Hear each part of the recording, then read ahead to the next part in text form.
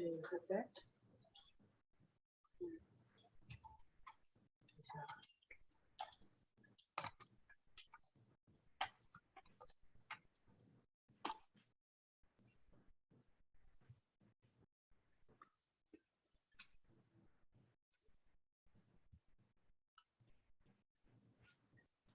I think we should be going live soon.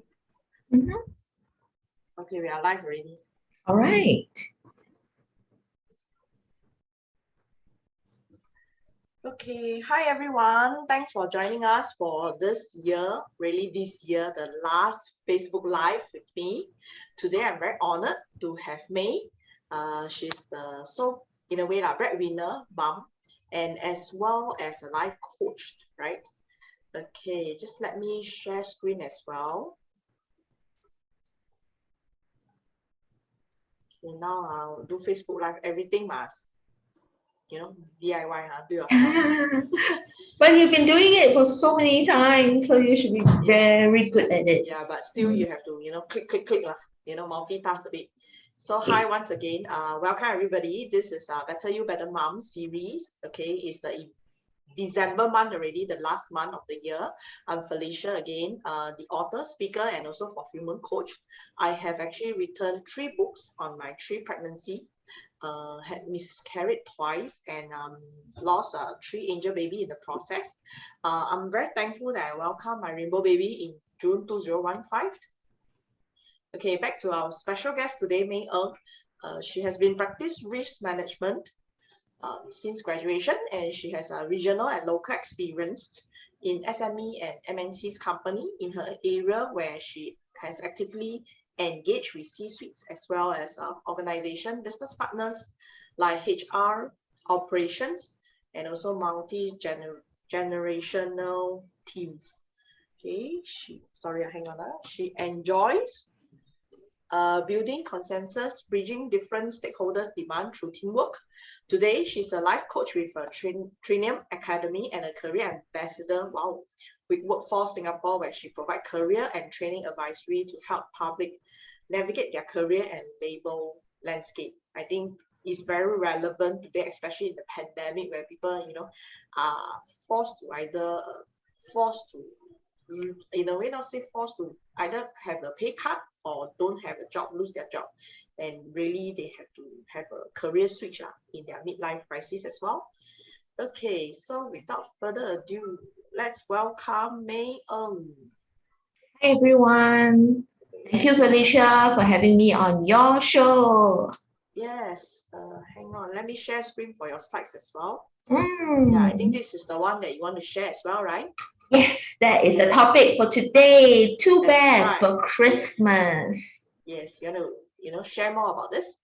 Yes. So what happened last week was I was in between appointments, and then as usual I was like texting and walking, and then I happened to like walk past Kitty Palace, and then my eyes just looked up, and then I just saw these two bears side by side.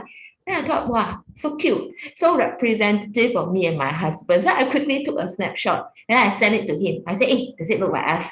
But lah, as usual, right? Men don't want to respond. So I feel like gonna slap in the face. So I said, okay, never mind. I share it with my son. So I share with my elder son, Joel, 18 this year. And I said, hey, what do you think of these 2 bears? Do they look like mommy and daddy? Then he go and give this kind of emoji, like looks like he's crying. Oh, he put a couple of them. Then I said, huh? Why you cry? And he said, no lah, not cry lah, but very cute. I said, okay, good. I'm glad that, you also feel the same. And then when I shared it with you, Felicia, you said that a lot of people can actually resonate with this picture. Yeah. Yes, definitely. Because I think my boy was also commenting, daddy is always the one not with the smiley face lah. Don't say grouchy lah, not with the smiley face. Wow, he knows NLP. Yeah, so it really depends on how you interpret this blue bear lah. So which so had quite a good laugh lah when I saw your picture. That's why when you say you have to put it on this, I definitely thumbs up for it, because I think not just me lah, I think a lot of couples might probably resonate as well, because we always know 啦，一个要做好人，一个要做坏人嘛，right? 一个扮黑脸，一个扮白脸。So in some sense, yes, it's either the mom or the dad, and most cases is always the dad lah, sad to say lah. Yeah. So okay, so besides this also you wanted to share this, right? Yes, I wanted to share this because when I saw the two bears, right, it reminded me of something. So I'm going to share later on, but let's come to this picture. And then when I saw the two bears, I saw in my mind this picture that was in the internet some years ago about this couple. Apparently it seems like they just had a quarrel and then it rained, but yet the husband, still took out the umbrella, and then instead of like sheltering himself, he actually gave it to the wife. And I thought it was such a sweet, sweet picture. It's today going to talk about couple care, right? And sometimes when we are together for a while, there can be squabbles, okay? And then we can now 情绪 right? As in like we just because of pride or because of whatever reason, we just give each other the cold treatment now. But it's very nice to see this picture, the fact that the guy still did his share. It also shows his love in a way, right?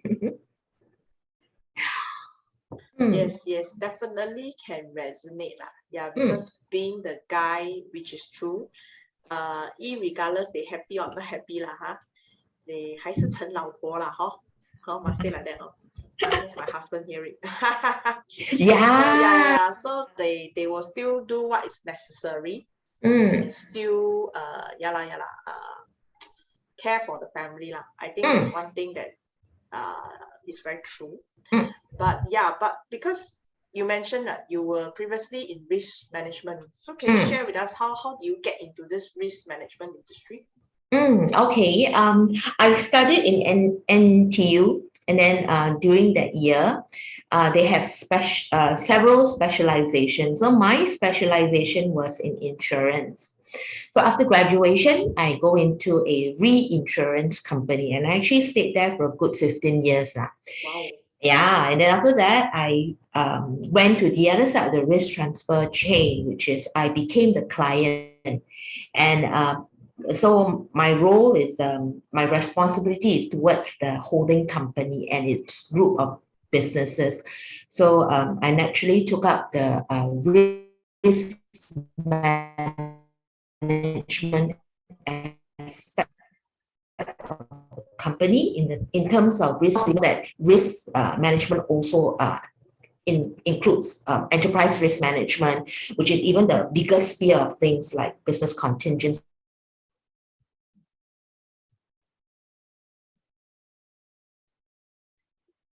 Are you there? I think you are breaking up.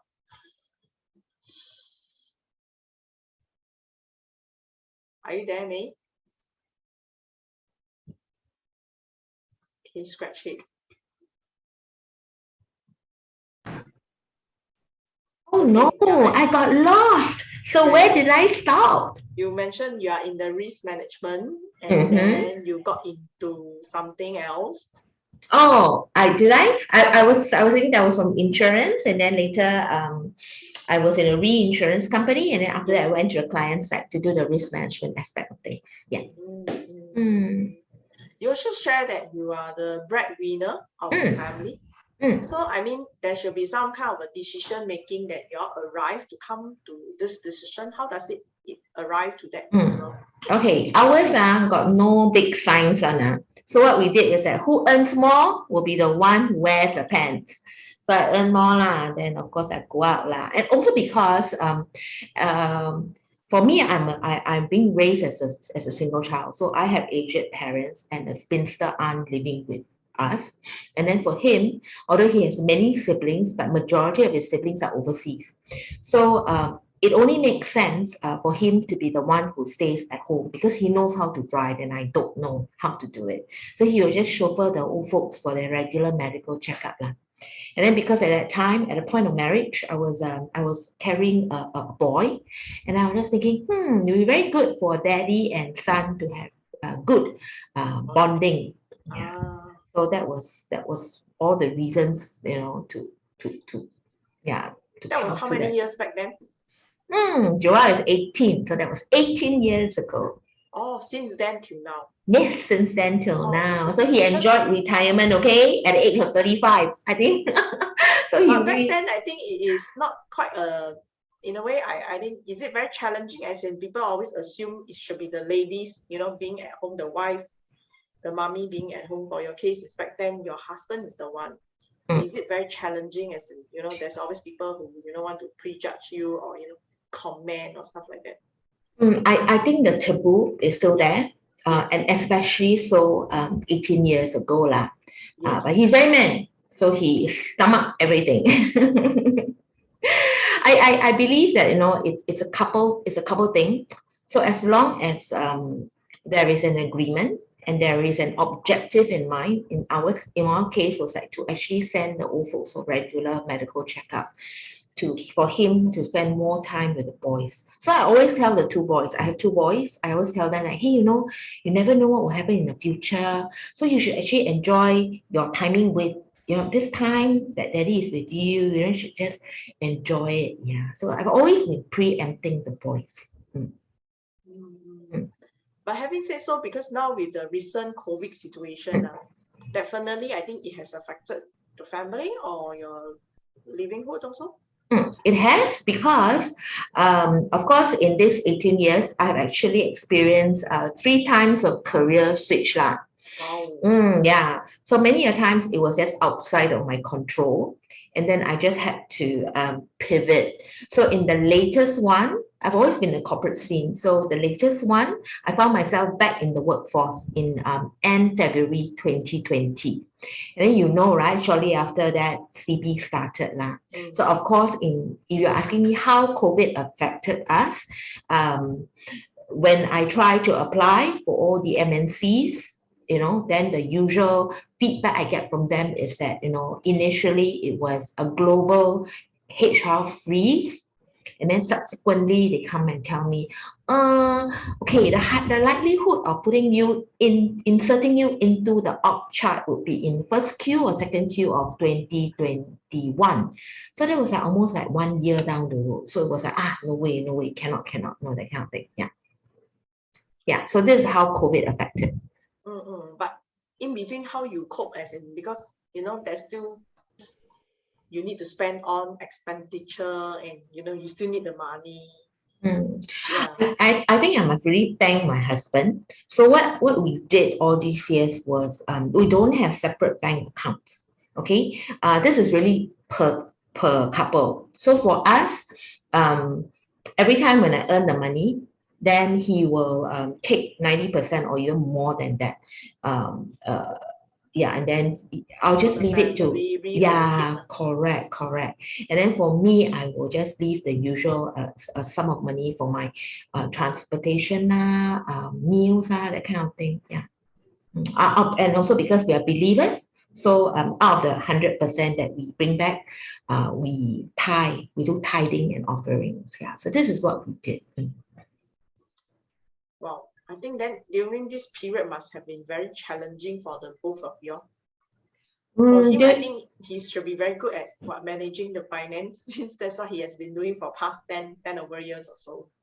He's very good at 取己补短,取长补短, yeah. But we never dabble in investments or any financial instruments tools until I became a financial advisor, which is an irony.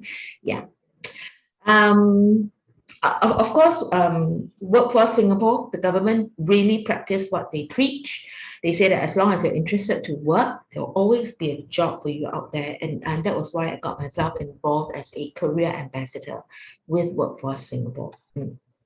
So people like us, the PMATs, it's very easy to, the threshold to enter into to cross over as a career ambassador is pretty low, because we are used to meeting people, sharing our experience with regard to interviewing, with regard to creating a social media presence, yeah, and then also pointing the people to the various career options. So this is basically what we do. So we just signpost the people to the available government resources. Yeah. Wow, wow. Mm. But I think it's thankful, right? You work on the workforce to really get the additional income in.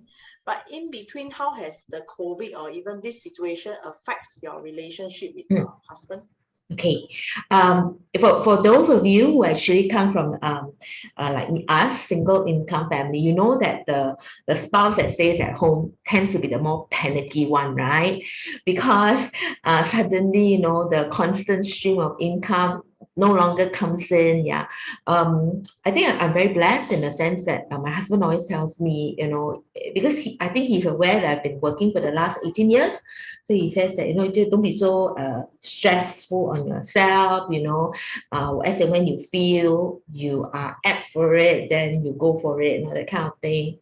But even then, even though he keep on reassuring me, I don't know whether is it personality or whether is it, I don't know, is it the spouse who's supposed to bring home the bread, the kind of auto kind of response is that you feel like you have to do something. You feel like, it's, you know what I mean? Yeah. So I just. You still feel stressed about it, I guess. I do actually. Yeah, Very paiseh to say. Yes. Definitely the tension, and then not being able, like what you shared, not being able to bring in the income regularly. Was there at any point, I mean, within your this 10 over years, that you feel that, why not has the role swapped for him to step out and for you to take a back seat, or was there any even the thought before? Of course, I always wanted to be on the other side lah. Grass is always greener ma. I tried once. I think within the first half year of being a mom, I was just saying, my husband's so nice, and been taking care of the baby. I also want to take care of the baby. So I told him, okay, for 1 week you can go on holiday with your friends. He loves to fish, so can go to Gonghai, go and fish. Then I take care of the child. Yeah, because they go outside. Oh yeah, okay, I didn't think of it that way, but then it was like, okay, no problem. If he can handle, I can also handle. And I tell you, after the first day, I was like, wow, very shy. And I again, his personality, he's very chill, so he can lie down flat, let the baby lie on the chest, and the baby will sleep. For me, I'm super fidgety one. Something on me, or even if I'm carrying something, I have to move around, otherwise I'll fall asleep. So, because I'm so fidgety, the baby just cannot rest in my arms. And then as a result, it's like vicious cycle. So I have to end up petting and petting and petting, rocking and rocking and rocking, walking up and down. Yeah. Yeah, that's all I want to say. But coming back to 正题 lah, coming back to the part of couplehood, couple care lah, that's why for today's talk, not about me or whatever, but the reason why I thought that today's title, The Two Bears for Christmas, is very apt, because I believe that in every relationship, we must have two bears. Not a pink and a blue one, but we must have a bear and a forebear. All right.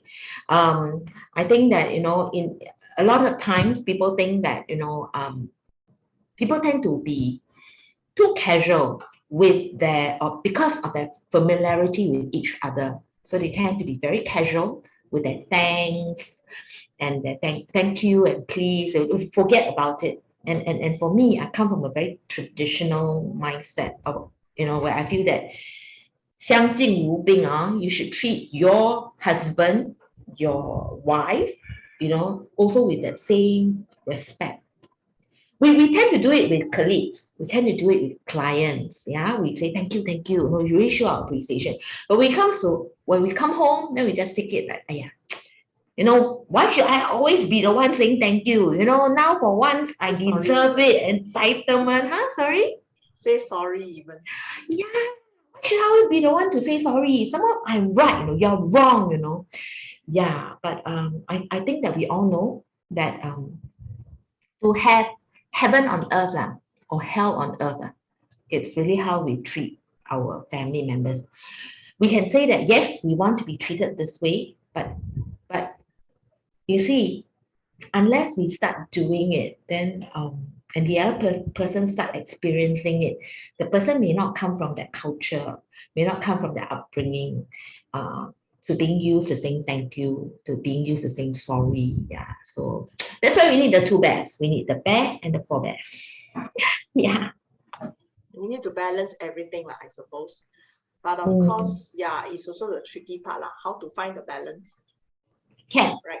You know what I do? When I'm angry with him, right? Yes. I give him the cold treatment, but I tell my boys to hug him. So I have I have some I push him. Yeah, go back up, yeah. So that's how I do it. That sounds like a plan. Okay. But I've been using it for the last 18 years. And it works every time.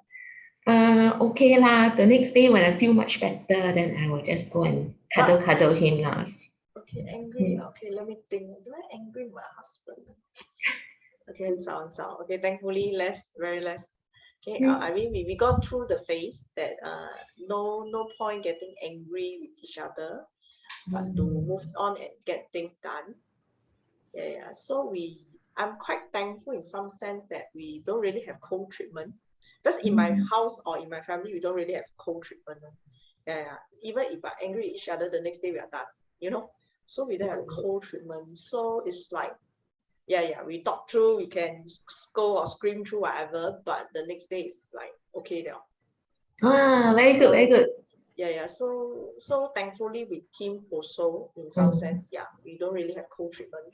So, and also because of my history, we gone through bad times and whatever. So we know it's like, don't even waste time to get into cold treatment.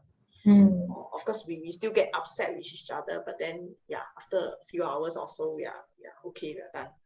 You know, we know to get things done and stuff like that. So I'm quite thankful for that. Now that you mentioned that, I think yes, there's a lot of couples who still gone through the phase, which also is true that actually not so sure if I shared before.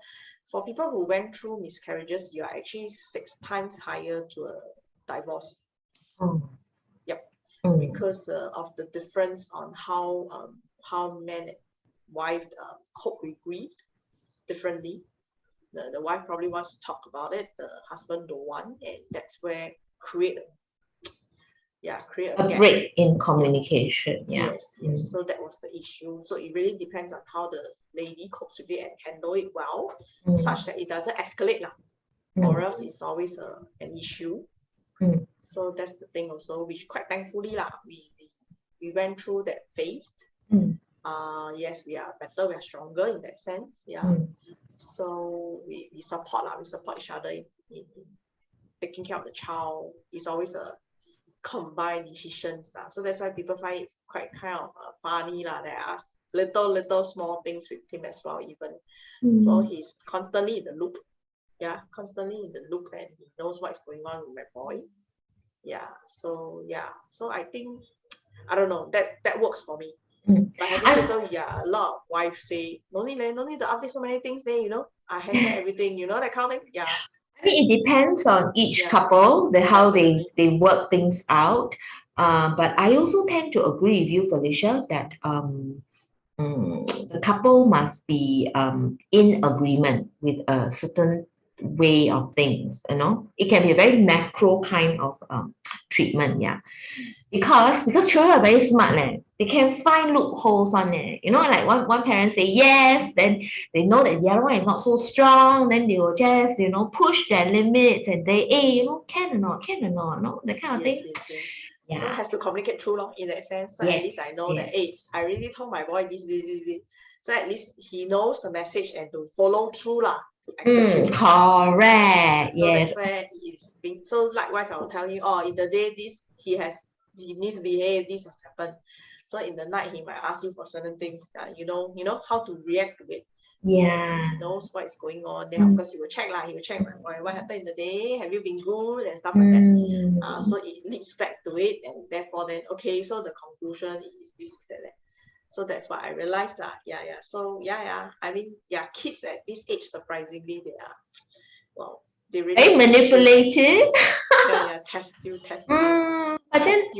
But then I think that boundaries are good for children, because boundary shows that they are loved. And children, by all means, try to test the boundary, because they are also at the age where they're trying to be assertive.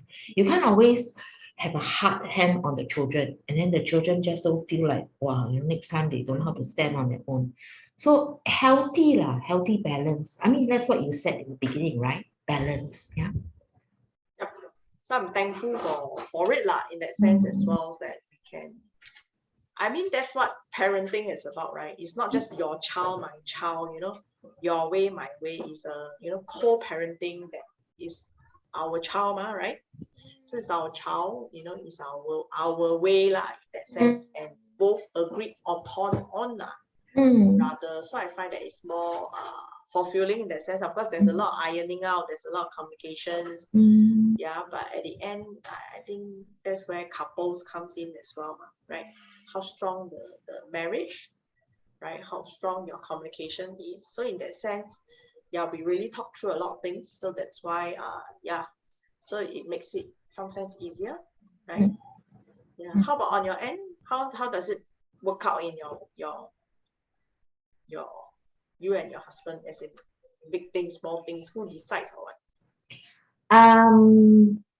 We share opinions, but end of the day, we again now traditional now. He being the head of the household, so he decides. And of course, sometimes I will feel that, hey, I'm right, no? Then why is it that we should go by that decision? But I also mentioned earlier on, I'm a believer, so I believe in submission in that sense. And then I believe that as long as I say what I need to say, and then he makes the final decision, and then I just trust God to turn all things around for good. So this is how I in some situation they tend to, I don't know, as in most cases, sometimes when I talk to the wife, they will say, hey, I need to discuss with my husband or whatever. Is that the same for your case as well? I mean, you being the breadwinner, or it doesn't? Discuss with my husband. You mean like as in like making decisions with regard to financial stuff? Be it finance or with the child, regarding the child, or I mean, I also do that, except that I don't go around saying that I go back and talk to my husband now. I do that for the salesman. I say I need to consult my husband. I think that's the most common reasons, right? To walk off salespeople. That actually is never consult It's because you don't want but you don't say no so you just say go back consult husband. Tactfully, give each other stairways.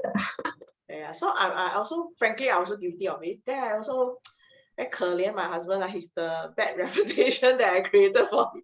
Like everything is consult my husband. Actually, it's I don't want, right? So he say I have to consult my husband. Then actually later say my husband say he cannot. But actually, it's I don't want. Then because he became the bad reputation to it. Oops. Actually, this same tactic, we can actually let our children use it, because sometimes peer pressure, right? They want to do certain things, but then if they have a reason to tell their friends, say, hey, my parents don't allow, that is actually very good. So we should actually avail this to our children.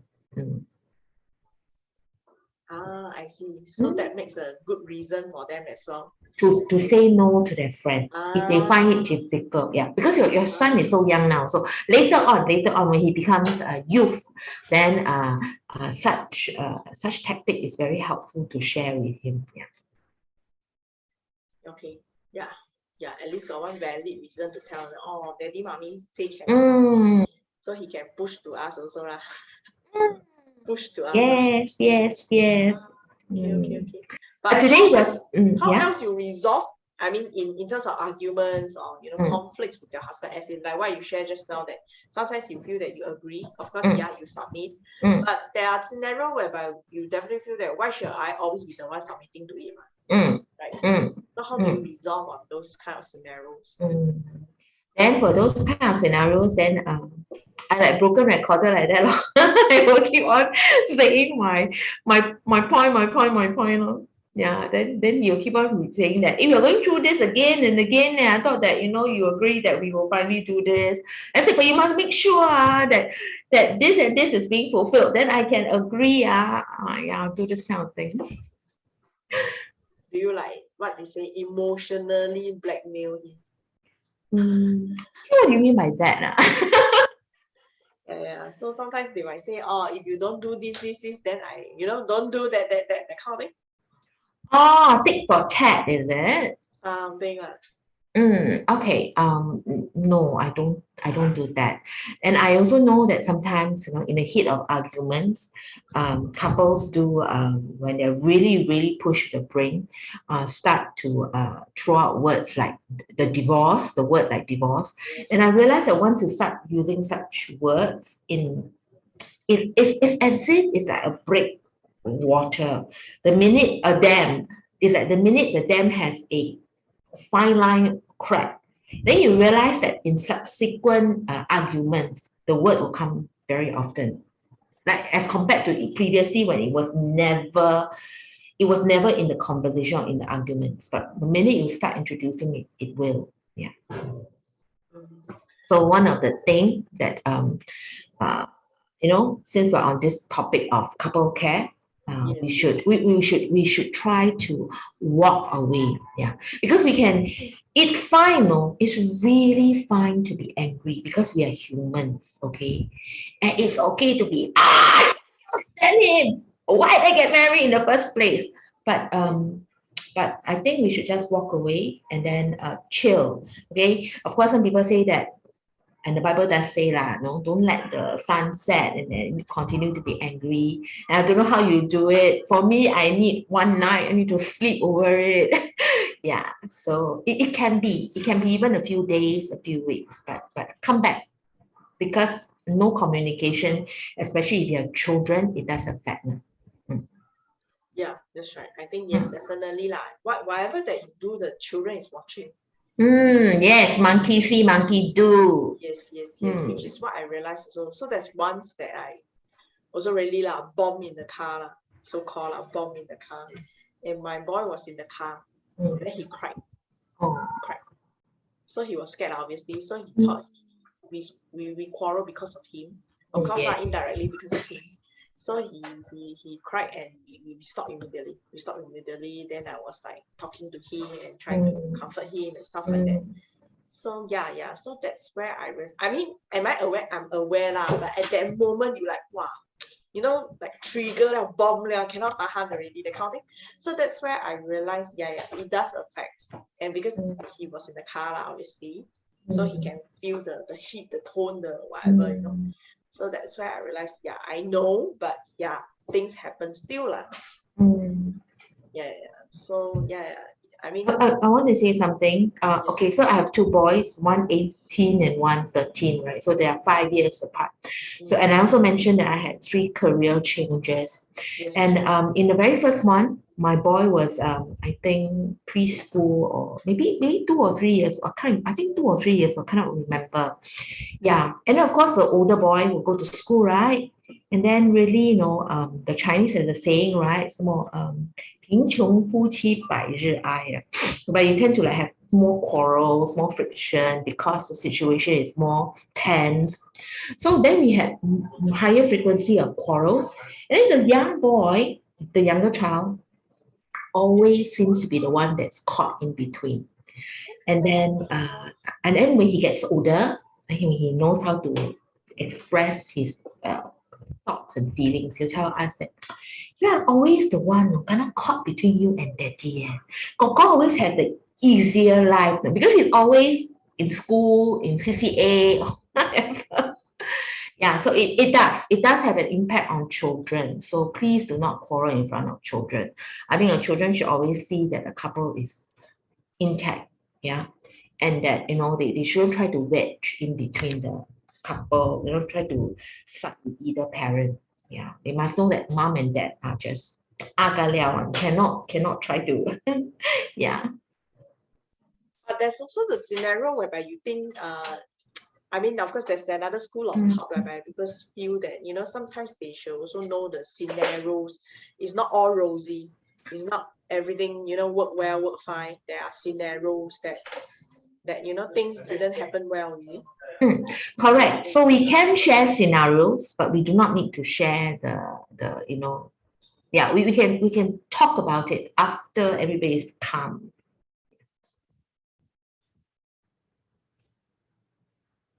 So that's where I'm coming from. I think Felicia is a little bit muted because her side is not convenient to turn on the volume. Yeah. So is it convenient now, Felicia, to unmute? Yes, that's right. Yep, sorry. No issue. I know you just came back home, right? Where do you go? Early Christmas celebration. No time for celebration of Christmas. It's work rather. So I was busy with work. But I think the issue is also, yeah, I mean, you definitely agree now. When you're busy with work, then how do you still spend time liaising, you see? Liaising with the family and, it's like, you're torn. Yes, there's also a scenario that you are spending time on work. You don't have time to spend on family.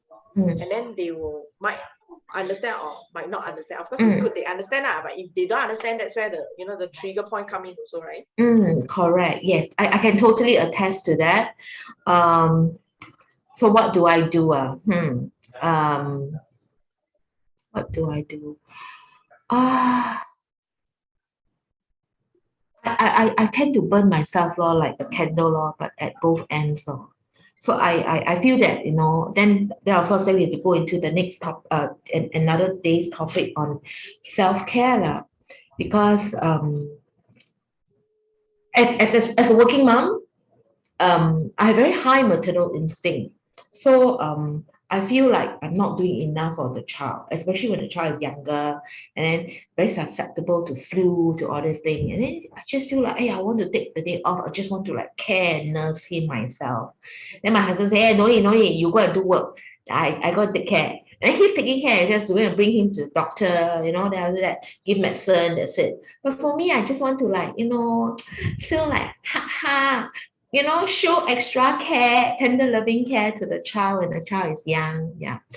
So and then if I'm busy, then yeah. So for me, thankfully, I said that in my first 15 years of my career, I was with a reinsurance company.